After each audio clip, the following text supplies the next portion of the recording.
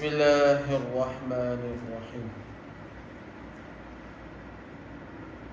ان الدین عند اللہ الاسلام صدق اللہ العظیم۔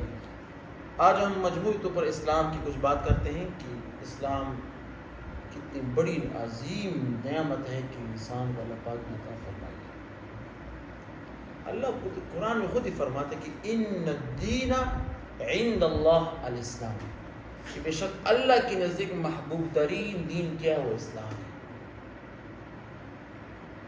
اب پوری دین کے موسوی دین بھی تھی، عیسوی دین بھی تھی، داؤدی دین بھی تھی، لیکن اللہ تعالیٰ نے کیا فرمایا کہ اسلام کا دین میرے سب سے زیادہ پسندیدہ ہے۔ کیوں؟ کیونکہ یہ اس امت میں حضور صلی اللہ علیہ وآلہ وسلم کے کیا ہوئی ہے، رحلت ہوئی ہے، یہاں پر حضور سے مبعوث کیے گئے ہیں بطور نبی۔ جس طرح حضور صلی اللہ علیہ وسلم کا مقام تمام انبیاء کرام میں سب سے بڑا تھا، اس طرح اس کا دین بھی تمام انبیاء کرام میں سب سے بڑا ہوگا۔ حدیث سے معلوم ہوتا ہے کہ قیامت کے دن 120 صف جنت کے بنیں گے، اس میں سے 80 صف کیا ہوگی، امت محمدیہ صلی اللہ علیہ وسلم کی 80 صف، یہ صرف علیحدہ آپ صلی اللہ علیہ وسلم کی امت میں کہ جنت میں داخل ہوگی، اور جو 40 صفحے وہ تمام انبیاء کراموں کے ہوں گے جو جنت میں داخل ہوں گے۔ اس سے بڑی کیا فضیلت ہو سکتی کہ اللہ پاک نے حضور صلی اللہ علیہ وسلم کے دین کو قیامت تک کیا کر دیا، جاری رکھ دیا، کہ یہ دین قیامت تک جاری رہے گا۔ جو بھی قیامت تک اپنے آپ کو دین اللہ کے راہ پر لانا چاہتا ہے، وہ حضور صلی اللہ علیہ وسلم کی تعلیمات، اس کے ولائے ہوئے دین پر، شریعت پر عمل کرنا اس کا کیا ہے، ضروری ہے۔ اس سے بڑھ کر کیا فضیلت ہو سکتی کہ اللہ کے رسول کے ہر قدم، ہر ادا، ہر گفتار، ہر کردار، ہر اخلاق کو اللہ پاک نے شریعت کا حصہ بنا دیا ہے۔ اور کیا فضیلت ہو سکتی؟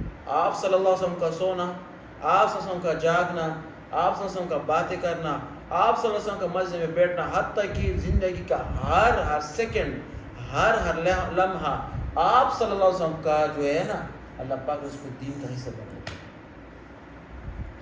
کیا بڑی فضیلت ہو سکتی ہے۔ تو جس طرح حضور اعلیٰ، اس کا دین بھی اعلیٰ، جس طرح حضور اعلیٰ ان کی امتی بھی اعلیٰ، جس طرح حضور اعلیٰ اس کی سیرت بھی اعلیٰ، جس طرح حضور اعلیٰ اس کی گفتار بھی اعلیٰ، جس طرح حضور اعلیٰ اس طرح اس کا جنت کا مقام بھی اعلیٰ، جس طرح حضور کا مقام جنت میں اعلیٰ، اسی طرح اس کی امتی کا مقام بھی جنت میں اعلیٰ۔ بس اب جوڑتے جاؤ، جو بھی ہو، جیسے ہمارے نبی کی ذات اونچی ہے، ان کی امتیوں کی شان بھی اونچی ہے۔ یہ تو اظہر من الشمس بات ہے، صاف بات ہے۔ بس یہاں پر لمحہ فکریہ کہاں پر ہے؟ ہمارے اندر ہے۔ ہم یہ بات سوچتے بھی نہیں کہ ہم کس کی امت میں پیدا ہوئے ہیں، یہ بات ابھی تک ہم نے سوچی بھی نہیں ہے۔ رات کو جا کر صرف 2-3 سیکنڈ، 2-3 منٹ اس پر گزارو کہ میں کس کی امت میں پیدا ہوا ہوں، دل سے خود ہی شکر ہے کہ الفاظ نکلیں گے۔ اب تھوڑا سا بھی سوچ لیں رات کے اندھیرے میں کہ اللہ پاک نے مجھے کس امت میں پیدا کیا۔ اگر آپ کی زبان سے بے اختیار سبحان اللہ یا الحمدللہ کے الفاظ نہ نکلے تو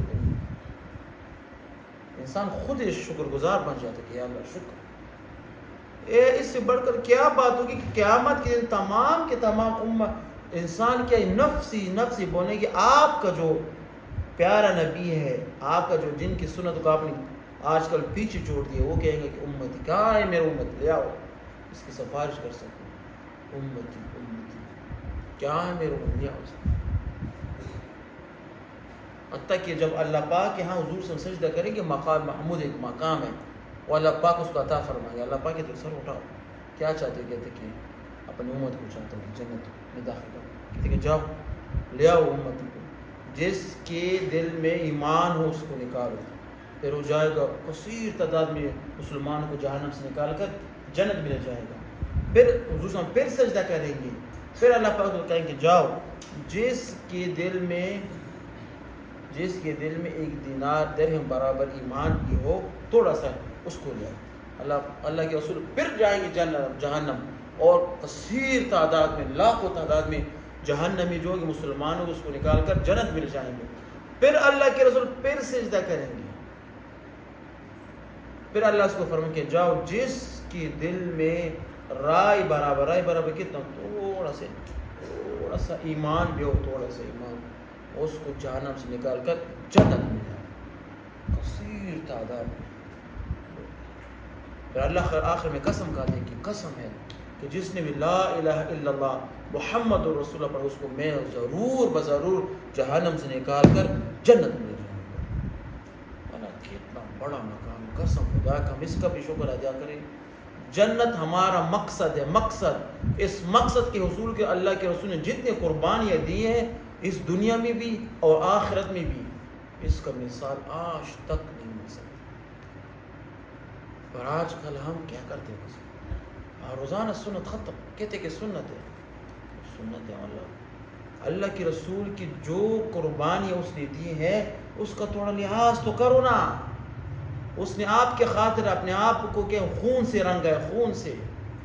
اللہ کی ذات کہتے ہیں کہ جب خون کا ایک قطرہ آنے والا تو اسی ٹائم ایک فرشتہ نازل ہو کہ اے اللہ کے رسول آپ سے ہمیں حکم دے کہ ان تمام کفار کو میں غرق کروں. میں وہ امتی ہوں. آج کل ہم کیا کریں؟ اس کی دین کو اللہ پاک نے کہ اعلیٰ قرار دیا ہے. ان الدین عند اللہ الاسلام. تو ان کی قدر کرنے سے قسم ہوتا ہے کہ قیامت کے دن اللہ ہم سے یہ بھی پوچھے کہ آپ نے دین اسلام کی قدر کی ہے کہ نہیں، اس پر بھی ہم جہنم میں جائیں گے. قدر کرنی چاہیے، ہر سیکنڈ، ہر لمحہ اس دین اسلام کی قدر کرنی چاہیے. وآخر دعوانا الحمدللہ رب العالمین.